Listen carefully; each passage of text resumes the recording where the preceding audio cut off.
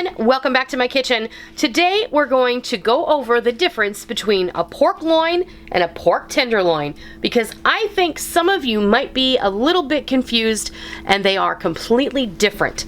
So let's go see what these are all about.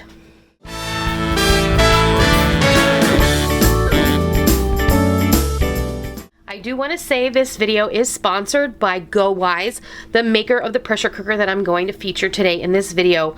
It's come to my attention that there are a lot of you out there, when I make a pork tenderloin, you think that it's something that it isn't. And so I felt like it might be a great idea to go over the difference between what I call a pork tenderloin, which is this over here, and a pork loin roast.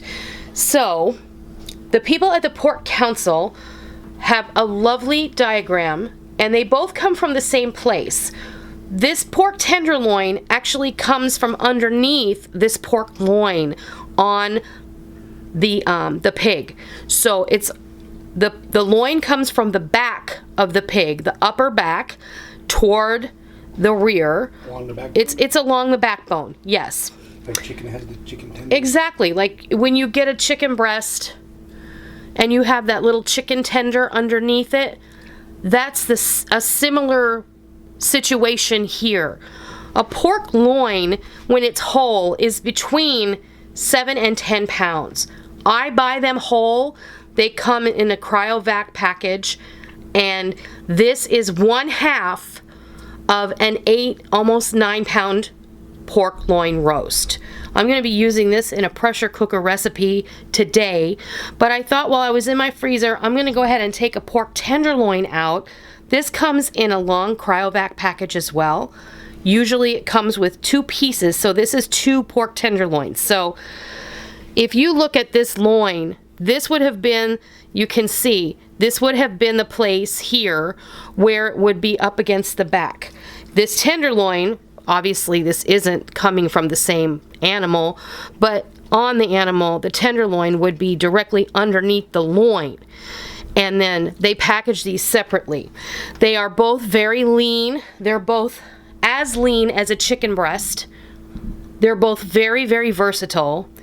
This cut I'm going to be using in a green chili stew, so I'm going to cut it up. I'm going to take most of the fat off of it, and then I'm going to make it into cubes. But you can easily roast this, and generally this is what I make. Like for New Year's Day, I'll pop this in the oven, I'll season it up, and I will roast it 20 minutes per pound, and boom, you have a beautiful pork roast. You can also cook this in a slow cooker a very similar way, and you will have a delicious pork roast. You can roast this and shred it, but you do have to roast it a long time. I don't really recommend this cut of meat for pulled pork because it just doesn't have enough fat in it. It also doesn't have enough connective tissue in it for it to break down and shred beautifully and have that unctuousness. Pork tenderloin I love to use on a weeknight for a quick roast meal because this cooks very quickly.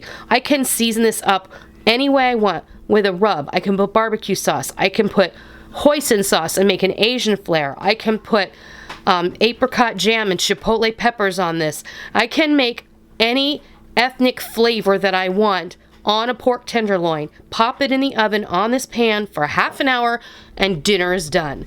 You want to make sure that you cook your pork to 160 degrees and then give it about 20 minutes to rest because you will have carryover cooking up to 165. It is perfectly acceptable for your pork to be so slightly pink in the center because we have much cleaner farming practices now, and the meat is not really going to be susceptible to trichinosis because we don't feed the pigs trash any longer. So that is the difference between a pork loin roast and a pork tenderloin. The other thing I wanted to mention was on the pork loin, you don't have to just cut it into a roast. You can butterfly this into pork chops, really beautiful boneless pork chops, as thin. You can cut them super thin so that they're easy to pan fry quickly. You can cut them thick and butterfly them so they're really large.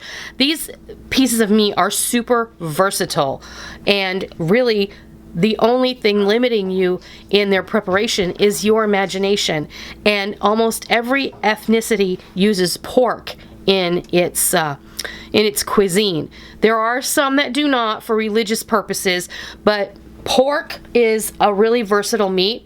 It's very affordable. For instance, where I live, I can pick up this package of pork tenderloin for less than $6. A lot of times I can get them buy one, get one free for a package of 2. And the pork loin roast, I can usually get for $1.29 to $1.69 a pound, and that's when I buy 2 or 3 whole loins, and I'll usually cut them in 3.